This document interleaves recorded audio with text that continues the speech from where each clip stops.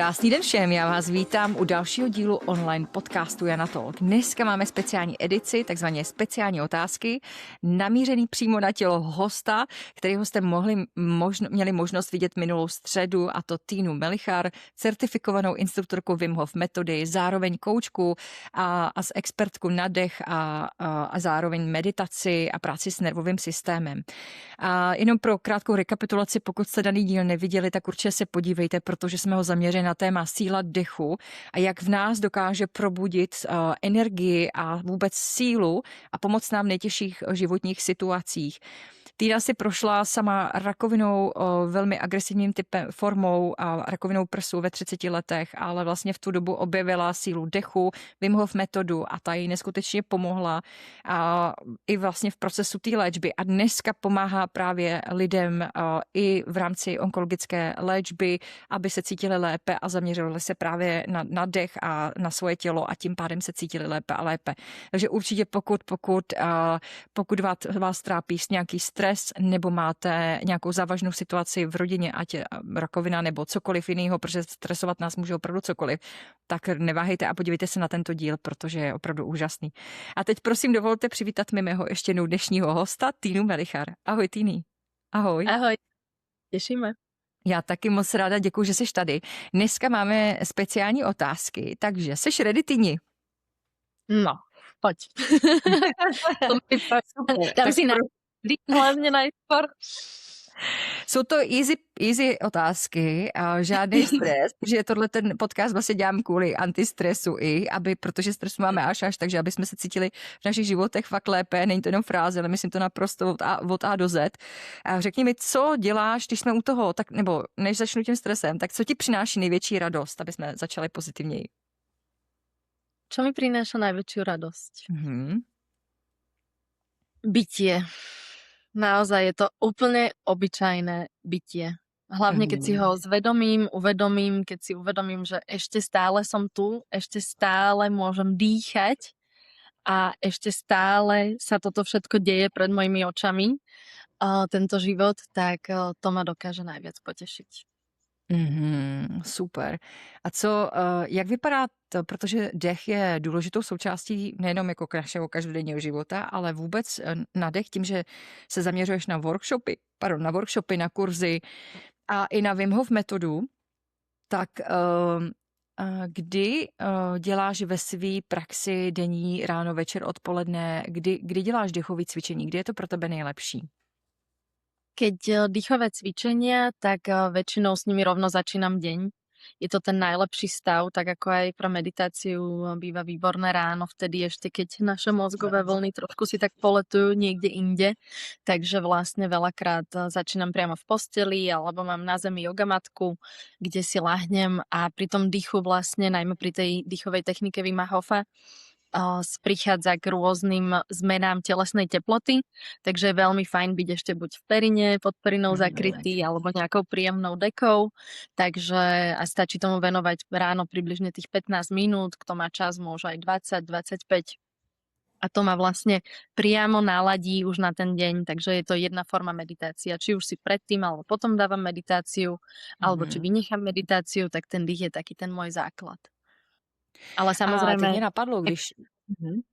Samozrejme aj počas dňa je to najdôležitejšie je nerobiť to len vlastne ráno a teraz, že zameriavať sa na to ráno a keď som ráno nezadýchala, tak teraz budem mať zlý deň, to vôbec nie, to je zlé programovanie hlavy, ale skôr si potom aj počas dňa kedykoľvek uvedomiť, že kedy som nedýchala alebo kedy som vlastne v nejakom nádychu alebo kedy nacítiť ten svoj stav a ten svoj neurologický stav, o ktorom sme sa bavili aj v minulom podcaste, nacítiť, kedy sme v strese a dokázať to ovplyvniť tým pomalým nádychom a ešte pomalším, dlhším výdychom. Čiže napríklad nádych na 4, výdych na 6 alebo na 8, pomaly ústami, nádych musí byť nosom, takže to sú také to je to funkčné dýchanie, to je takéto skutočné vedomé dýchanie, ktoré človek môže kedykoľvek aj počas dňa si vyskúšať.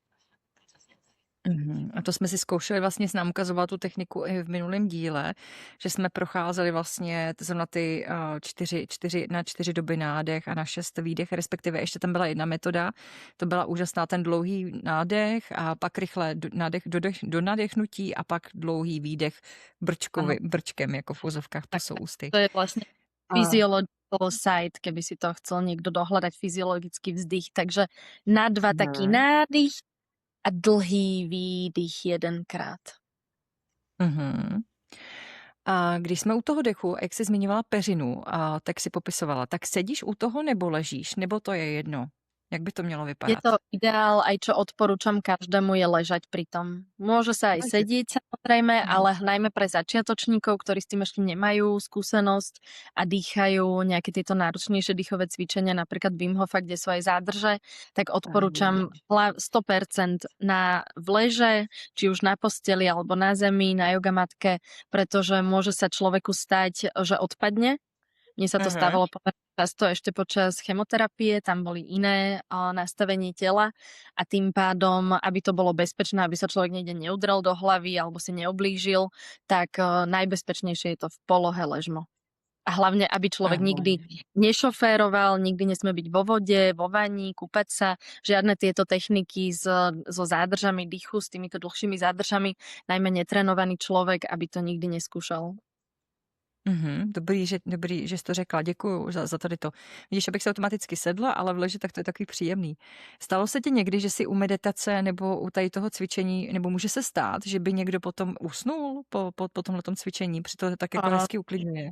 Áno, je to také uvoľňujúce, to sa stáva na workshopoch, že človek už rozozná, že kto hlboko dýcha a kto už dýcha a lieta si už niekde na obláčiku v nejakom Aha, ale to nevadí, ne, když někdo usne, protože to znamená, že se dostává do toho meditativního stavu a že prostě to tělo Áno, potřebuje si veľmi hlbokého meditatívneho, ale áno, je to tak, pretože my vlastne nevieme, čo sa, ako vlastne je hypnotický a manipulovateľný, respektíve aj ten človek, čiže ako náhle je tam to príjemné prostredie, bezpečné prostredie a či už sa tam aj prednášajú nejaké pozitívne afirmácie, takže toho človeka to v Mhm. tom pozitívnom zmysle smeruje a hlavne telo vie najlepšie, čo potrebujeme. Takže niekto tam možno, že nemá úplne vedome ležať, niekto sa práve, že má niekde odplaviť a tam sa mu majú diať nejaké veci, tam sa mu má vyrovnávať ten nervový systém, takže nebudím tam ľudí, nechávam to na každého nervový systém, aby pochopili, čo sa má diať a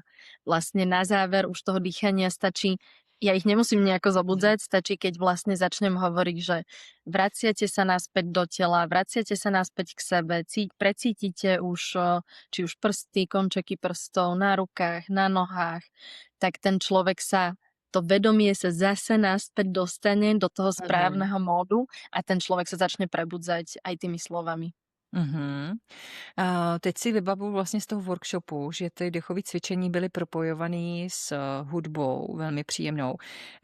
Posloucháš u toho, když cvičíš takhle, nebo cvičíš, když děláš směr cvičíš dech, když děláš dechové techniky, tak máš u toho nějakou hudbu puštěnou, nebo jenom jako potichu?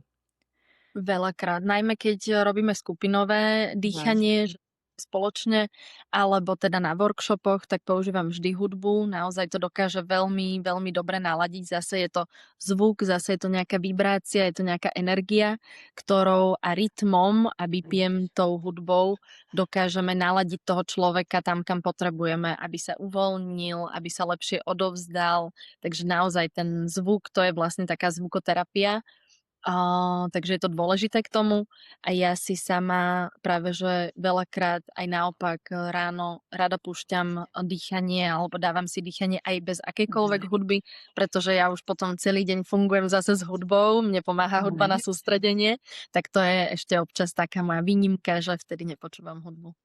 Co posloucháš za hudbu, když se potřebuješ soustředit? Nějakou meditační nebo co máš ráda? Je to rozdielne podľa toho, na čo som ja práve naladená a aký výkon idem práve podávať, alebo či sa sústredím na nejakú kreatívnu tvorbu, alebo práve nejakú racionálnejšiu. Tak samozrejme aj všetky tie, ktoré používam pri dýchových cvičeniach. Môžem ti keď tak aj poslať aj divákom nejaký link na Spotify, na moje playlisty. Super. No, tak veľakrát to buď to býva aj tá meditačná hudba na handpane hraná, alebo veľakrát aj Kendrick Lamar je jeden z mojich obľúbených amerických reperov, ale zase tá hudba mi skôr pomáha pri behu, alebo takto v zime, keď chodím behávať menej oblečená, že keď si to dávam aj otužovanie vzduchom, tak vlastne vtedy potrebujem vybudiť zase tú šelmu v sebe a pomáha okrem toho samozrejme aj také jemné vyfackanie sa, vlastne aj to nás dostáva okamžite do toho sympatiku, do toho bojového stavu a rovnako aj tá agresívnejšia hudba nás dokáže proste napumpovať a my dokážeme fungovať v tom sympatiku. A potom sa ale zase v kľude vraciame do toho parasympatiku. Čiže je dôležité, aby sa harmonizovali a balancovali tieto dve strany. A vlastne sympatikus je teda ten vzruchový stav, ten fight or flight, bojuj alebo uteč. A parasympatikus je ten kľudový rest and digest, odpočívaj a tráv. Takže to je vlastne taký ten vyrovnaný kľudový, kam sa túžime dostať väčšinu dňa. Jak se udržuješ fit? Kromě těch aktivit, co vlastně si zmiňovala jako běh a potom Wim Hof metoda a dech, je tam něco ještě jiného, co ráda děláš? Hej, ešte sme spomínali tú saunu, takže keď človek miluje teplo, tak potom väčšinou miluje aj to teplo, pretože vlastne v hypotalame si riadíme termoreguláciu, takže vlastne už potom mňa baví aj si stimulovať tú tvorbu tepla, ale baví ma aj sa vlastne schladzovať v tej saune. A okrem toho sa venujem behu, veľmi rada behávam. Bežali sme tiež prednedávnom od Tatier k Dunaju s kamarátmi, takže to je tiež taká štafeta príjemná, na ktorú sa pripravujem a vtedy pravidelne dýcham samozrejme a vtedy si pravidelne dávam aj tie ľadové sprchy, pretože to sa beháva cez leto, takže vtedy nemáme tak dostupné tie ľadové jazera. Takže toto sú také moje hlavné aktivity. A okrem toho ešte milujem šlapať schody, pretože si pamätám, že mi vlastne onkologička na začiatku, alebo teda po liečbe spomínala, keď som sa jej pýtala, že čo by som ešte pre seba mohla také urobiť, ale ja som skôr narážala aj na nejaké liečenia, alebo že aké sú ešte možnosti, že čo poskytuje náš zdravotný systém. Ale vtedy mi spomenula, že vlastne je potvrdené tieto aktivity, ako sú beh alebo šliapanie schodov, takže vlastne tieto športové aktivitky sa na mňa ešte o to viac nalepili, pretože vlastne tam, kde si viem stimulovať srdce, tie schody sú úplne perfektné, pretože človek vie ísť aj pomalšie, môže ísť aj rýchlejšie, sú tam tie hlboké nádychy a výdychy, takže vlastne celý ten kardiovaskulárny systém tým vytrenujeme. Takže si ja dobehnem k nejakým schodom, ktoré tu máme a tam si dám nejaký tréning, kde tých párkrát vyšliapem. Ani ich vlastne nebehávam, pretože nechcem dávať až takú extrémnu záťaž na to srdce. A ten hlboký dých tam je, takže vlastne je tam aj to spalovanie, odburávanie tukov, keďže tým dýchaním naše telo vlastne, keď spaluje a keď chudneme, tak ho vlastne my ten tuk vydýchame. Pretože z tých 10 kg napríklad, keď schudneme, tak cca 8,5 kg sa zmení na CO2, ktoré musíme vydýchať a ten 1,5 kg zvyšného, to je vlastne voda, ktorá sa vypotí. Takže väčšinou si ľudia myslia, že na čo sa zmení tuk, ktorý spálime. Veľa ľudí si myslí, že je to nejaká energia, ale vlastne zmení sa to na CO2 a my ho musíme vydýchať. Takže akékoľvek toto dýchanie pri aktivitách je veľmi prospešné aj pri chudnutí. Super, to jsem ani nečekala, že zabrouzdáme do tady toho tématu. Perfektní, moc díky za to.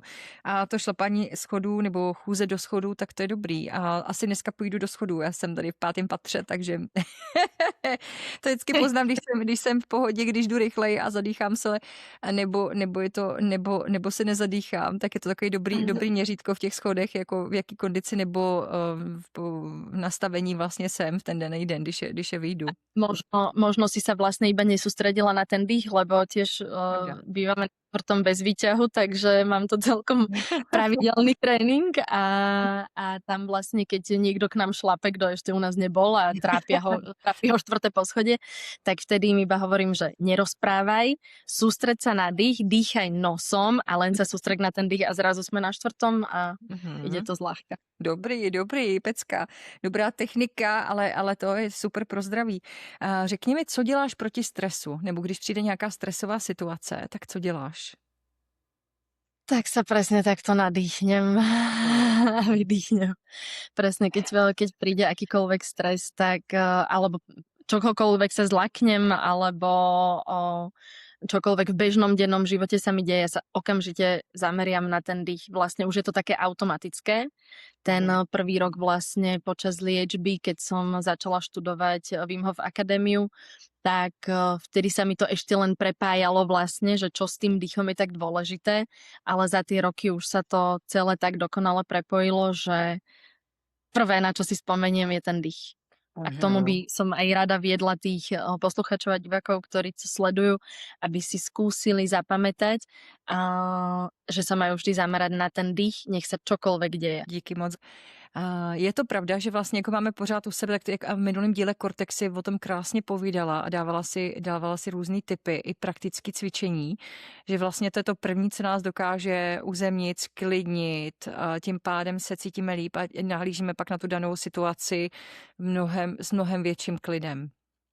Hej, my si priamo vieme ovplyvniť ten autonómny nervový systém a my okamžite dávame aj informáciu nášmu srdcu, ako má byť a dávame informáciu celému nášmu telu, všetkým našim bunkám, že všetko je v poriadku a môžeme sa presunúť do toho stavu, kedy sa nám lepšie rozmýšľa, aby sa nám vlastne tak prekrvoval mozog a tie centra, ktoré práve potrebujeme na to rozmýšľanie, aby sme neboli v tom stresovom, vyplašenom stave, kedy vlastne ani nie sme schopní premýšľať, pretože tá krv z prednej časti sa presúva do tej najstaršej časti mozgu a tam naozaj telo reaguje len na základe inštinktov a vlastne na základe tej intuície, že kam človek má uskočiť a čo sa deje. Ale vlastne na to, aby sme boli reálne schopní niečo vyprodukovať a aj prípadne dať správnu odpoveď alebo odpísať na nejaký stresujúci e-mail, tak na to potrebujeme ten kľud a do toho kľudu nás dostáva ten dých.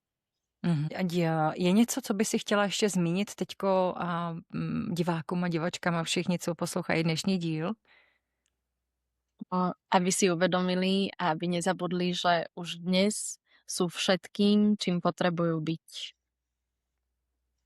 Je to citát od Anity Moriany z mojej obľúbenej knihy Musela som zemřít.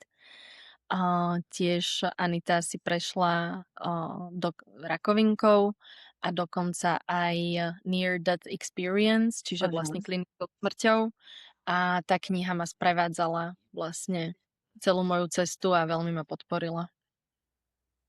Týni moc děkuju za veškerý tvý tipy, za sdílení a za oba rozhovory, za ten hlavní díl i za za speciální otázky. Ještě ale než ukončíme dnešní díl, zeptám se, máš nějaký speciální rituál na večer, na spánek, abys měla ještě hezčí spánek, protože jsme se bavili o ránu a zapomněla jsem si zeptat na večer.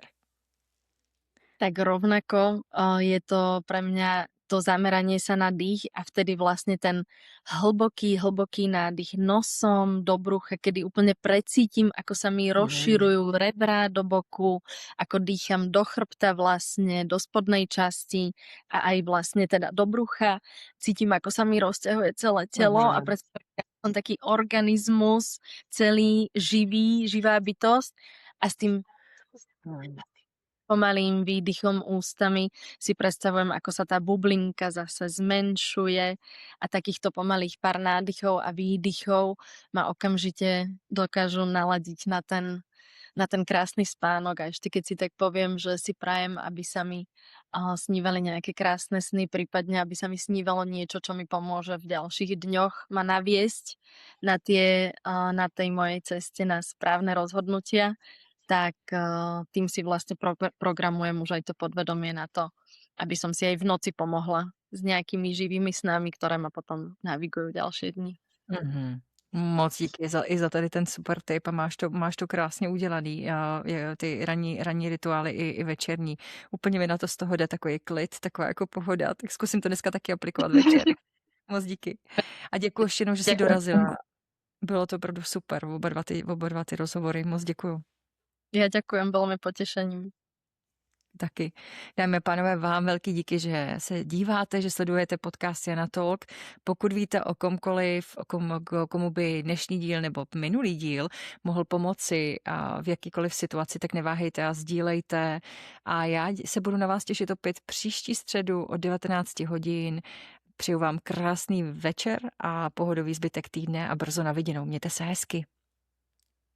Mějte se.